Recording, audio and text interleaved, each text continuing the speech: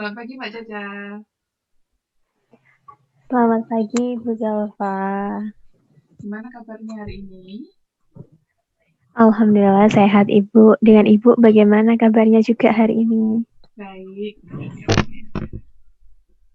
Hari ini kita cuma bisa ketemu lewat virtual aja ya, belum bisa ketemu langsung karena emang masih ada pandemi. Jadi kalau Iya, misalkan Bu. ada kekurangan karena keterbatasan mohon dimaklumi ya.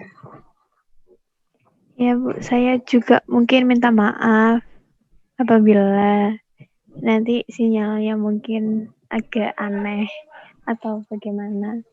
Ya, sebelum kita mulai sesi konselingnya, kira-kira Mbak Caca butuh berapa lama ya untuk satu sesi ini? Kemungkinan 30 menit paling lama, Bu. 30 menit ya. Oke. Eh, Gimana Mbak Caca selama kuliah dari ini? Apa ada kendala mungkin? Kalau kendala jelasnya ada ya, Bu ya. Termasuk salah satunya sinyal dan kuota ya. Lalu mungkin juga ada kendala lainnya, tapi saya sendiri tidak memahami apa itu kendala lainnya. Kayak gitu ya. Mungkin kendalanya selama ini yang dikeluhkan biasanya kalau dari mahasiswa itu mungkin lebih ke tugasnya banyak selama dari ini karena memang kuliah yang biasanya offline, yang biasanya ada dosen yang menjelaskan di kampus, jadinya diganti dengan banyaknya tugas-tugas. Itu termasuk salah satu kendala Mbak Caca atau bukan? Ya Bu, iya iya benar-benar benar Bu. Itu sangat-sangat menjadi kendala saya, terutama tugas dari dosen yang menumpuk sepertinya. Kayak gitu ya. Kalau menurut Mbak Caca sendiri, kenapa sih kok tugasnya jadi kendala? Kok rasanya berat gitu mungkin? Hmm, Gimana ya Bu? Mungkin karena tugasnya itu nggak pernah ada hentinya gitu loh. Jadi setiap selesai selalu ada tugas lagi, setiap selesai ada tugas lagi. Terus kadang tugas satu belum selesai ditambah tugas lagi, tambah tugas lagi. Hmm, Tugasnya tuh semakin menumpuk, jadi makanya jadi beban gitu Bu. gitu. Jadi mungkin Mbak Caca ngerasa karena tugasnya terlalu banyak, akhirnya jadi sulit mengatur waktu juga untuk mengerjakannya gitu gitu Mbak Caca. Iya Bu, benar-benar benar sekali. Jadi karena memang tugasnya banyak, jadi makin menumpuk, jadi beban, jadi berat gitu ya. Iya Bu, Kalau jadinya perasaannya, kayak bingung. oh gitu bingung. Kalau perasaannya Mbak Caca sendiri gimana tentang tugasnya? Ingin menyerah Bu. Mau menyerah? Sampai iya, rasanya sampai kenapa saya mikir kenapa saya kuliah gitu. Kalau ternyata tugasnya tuh seberat ini, sebanyak ini. Nah, kita dulu saya nggak kuliah aja gitu, Bu. Seperti itu. Jadi rasanya mau nyerah karena kok ternyata kayak gini ya, nggak sesuai sama ekspektasi yang dulu kayak gitu. Iya, benar. Hari ini di sesi konseling kali ini kita mau mencoba menerapkan strategi yang namanya talk stopping. Itu, Bu. Mbak itu belum pernah dengar ya tentang talk stopping. Belum pernah, Bu. Jadi talk stopping ini eh, sebuah strategi yang digunakan supaya Mbak Caca bisa menghentikan proses berpikir yang negatif. Proses berpikir negatif itu seperti misalkan tadi Mbak Caca bilang Mbak Caca mau menyerah. Nah itu sebenarnya terbentuk dari proses berpikir Mbak Caca yang negatif.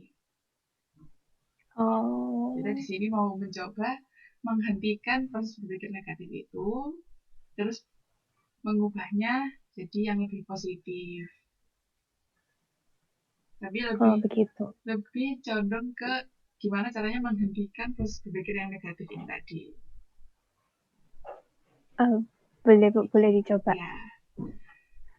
Terus sekarang kira-kira Mbak Caca cuma pikiran buruknya apakah cuma ingin menyerah lagi atau mungkin ada pikiran-pikiran lain tentang tugas atau tentang kuliahnya sendiri?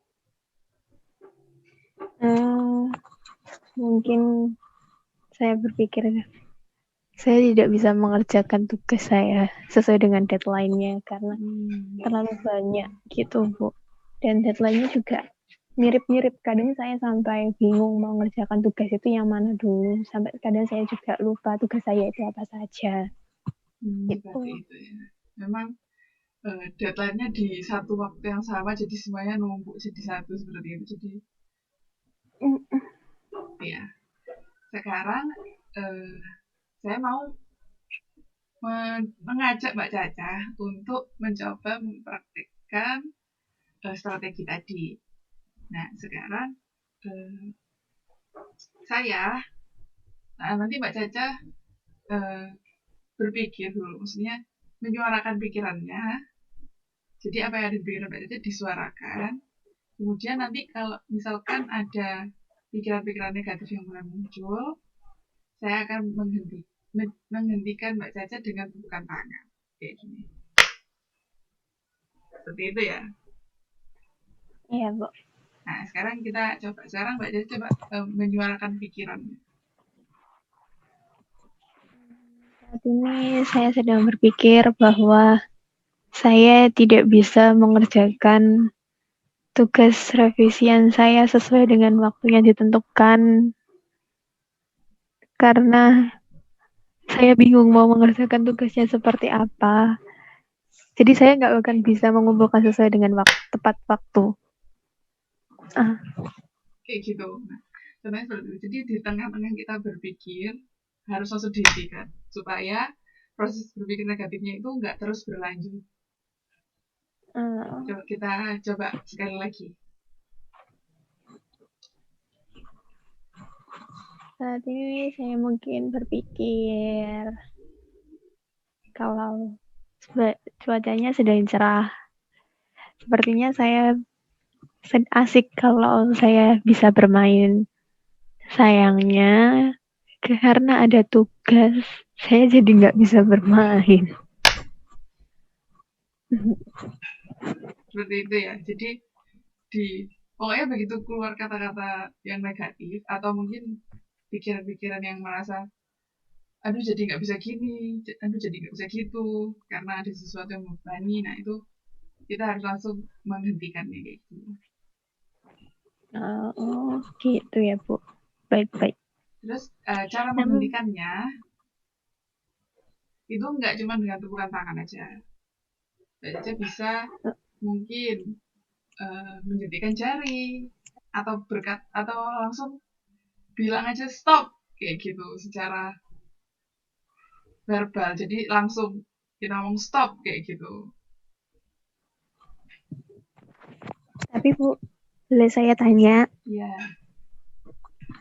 Kalau misalnya saya sedang berpikiran negatif itu di tempat umum, apakah memang bisa atau bukan bisa, pasti bisa ya, bisa dilakukan. Kalau saya langsung bilang stop. Cuma kan kayak mungkin agak dilihat orang itu aneh kayaknya ya Bu. Kalau saya tiba-tiba memverbalkan saya bilang stop ketika saya berpikir negatif gitu. Yeah. Apakah nggak ada cara lain? Ada selain sebenarnya jari. Ada. Misalkan kalau lagi di tempat umum biasanya pakai gelang. Gelangnya itu bisa ditarik terus langsung dilepas jadi supaya mengenai bagian tangan ini. Atau mungkin bisa dipukul atau Mbak Caca bisa melakukan jadi kuku bertemu dengan jari. Jadi kayak mencubit diri sendiri gitu. Mencubit diri sendiri itu juga bisa. Nah, supaya nggak terlalu kelihatan mencolok di tempat umum kayak gitu. Ya itu yang saya tanyakan. Ya. Sekarang saya mau mengajak Mbak Caca untuk mencoba mempraktekkan langsung. Tapi kali ini yang menghentikan pikirannya Mbak Caca sendiri ya. Oke, Bu. Ya. Saya akan mencoba. Ini Sekarang pikirannya disuarakan lagi seperti yang tadi. Ya. Oke.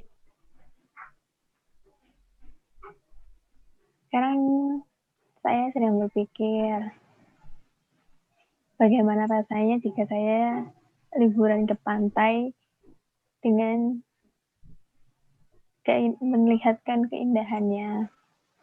Tapi karena belum tiba liburan, oke. Jadi sebelum negatifnya keluar, Mbak Caca bisa langsung menghentikannya. Seperti itu. Bisa dicoba sekali lagi supaya lebih yakin lagi, lebih mantap.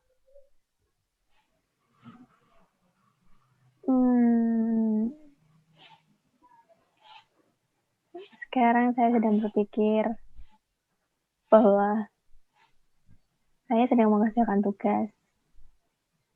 Tetapi saya bagus.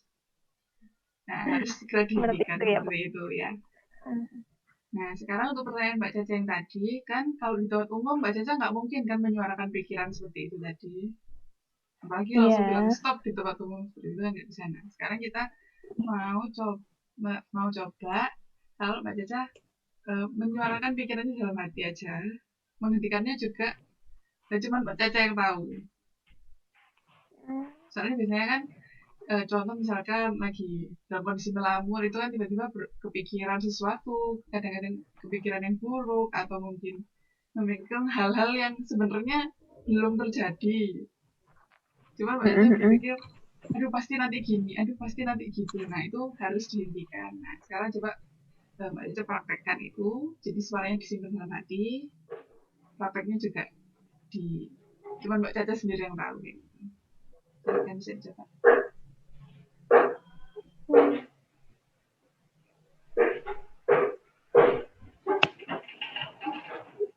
Tidak, Bu. Bagus. Bisa diulang sekali lagi sampai Mbak Caca benar-benar merasa sudah bisa melakukannya sendiri.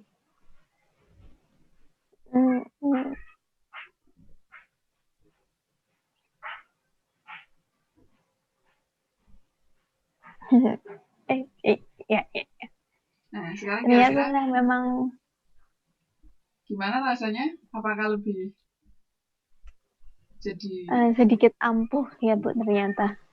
Karena memang dengan cara kita menghentikan secara tiba-tiba, jadi kita menghentikan pikiran negatif secara tiba-tiba, kita itu jadi bisa menghentikan proses berpikirnya, jadi kita bisa mengalihkan perhatian gitu. Nah, setelah proses berpikir itu tadi berhenti, proses berpikir negatif itu berhenti, nah supaya kita nggak berpikiran negatif lagi, Mbak Caca bisa mengalihkan pikiran menjadi pikiran yang lebih positif. Contohnya gimana ya, Bu? Contohnya misalkan kira-kira Mbak Caca sukanya apa? Hobi atau suka apa gitu? Saya suka melihat awan sama pantai, Bu. Nah, kayak gitu. Jadi Mbak Caca bisa membayangkan Mbak Caca lagi di pantai. Pantai mana aja boleh, pantai yang Mbak Caca suka datengin. Atau Mbak Caca bisa bayangin lagi di luar, lagi lihat awan, kena angin, kayak gitu. Jadi supaya pikirannya jadi lebih positif.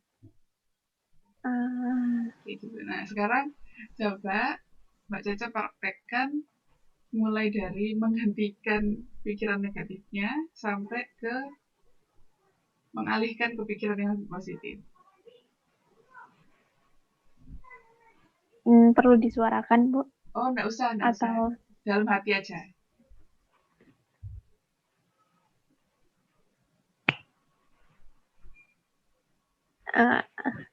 Iya, Bu. Iya. Nah, seperti itu. Jadi, supaya proses berpikir negatifnya itu benar-benar berhenti, jadi Mbak Caca bisa berpikir hal-hal yang lain. Kalau bisa jadi yang anggapannya kalau bisa pikirannya ke yang lebih positif. Jadi nggak balik lagi ke pikiran yang negatif itu tadi. Mengalihkan pikiran saya ya Bu, supaya Ya, bisa bisa dicoba sekali lagi Mbak Cici supaya benar-benar bisa dirasakan.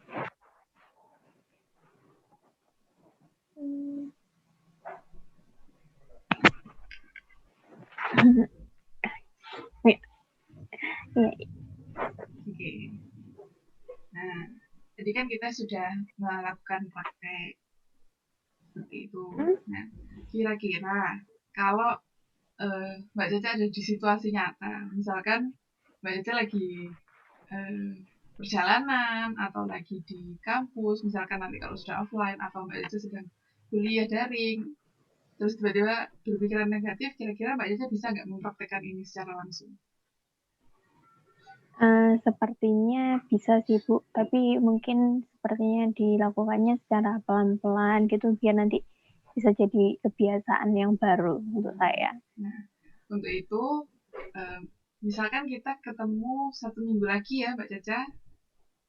Iya Bu. Nah, dalam waktu 1 minggu yang saya berikan ini, saya mau Mbak Caca banyak berlatih untuk menghentikan pikiran ini, untuk mengalihkan juga yang positif. Seperti itu bisa ya Mbak Caca?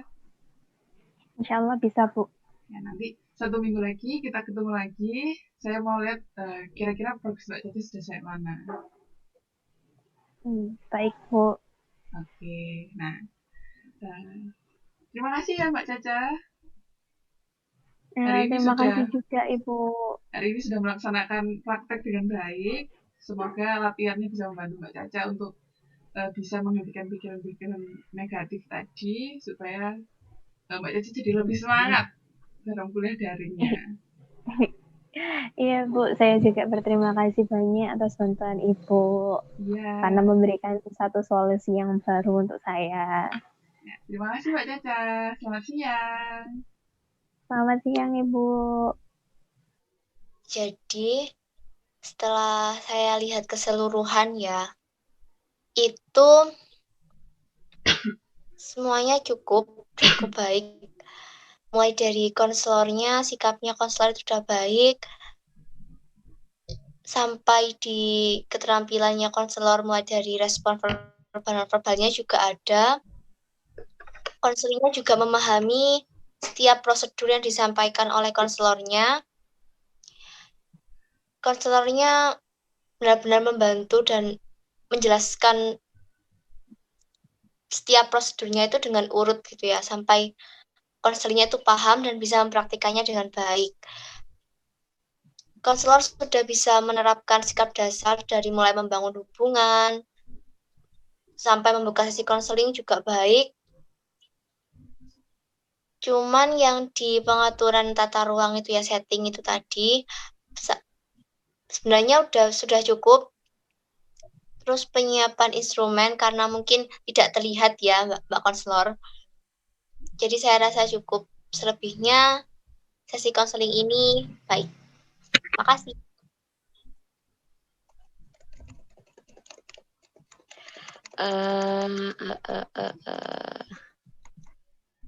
Oke. Sekarang giliran saya ya. Untuk persiapan konselor dari mulai fisik sama psikisnya cukup baik. Mulai dari kerudungnya sangat cantik, Mbak Zalfa. Terus seperti yang dibilang sama Mbak Nirmala, buat tata ruangnya, tempat duduknya mungkin kita juga nggak kelihatan, jadi kurang lah. Terus penyiapan instrumen kayak alat tulis itu kan sama juga, kita nggak bisa kelihatan apa yang sudah dipersiapkan sama konselornya. Tapi saya yakin Mbak Zalfa juga sudah menyiapkan semuanya. Terus data awal konseli sudah cukup baik, pembinaan hubungan dari mulai salam, tanya kabar, terus menerima konseli, komunikasi antara konselor sama konseli itu sudah baik. Terus untuk prosedur dari teknik ini, mulai dari langkah pertama sampai langkah akhir cukup baik, cukup tersusun rapi. Dari mulai konselor memberi penjelasan tentang teknik ini, terus menyuruh konseli untuk berlatih itu baik, sangat baik. Karena dari penjelasan konselornya itu konseli juga memahami isi dari teknik ini, terus mempraktekkannya dan berlatih. Keseluruhan baik sih, alhamdulillahnya sama-sama memahami antara konseli sama konselornya, karena mungkin komunikasinya juga baik dari awalnya sudah cukup baik. Jadi untuk pengimplementasian dari teknik ini baik. Sudah sih, itu aja.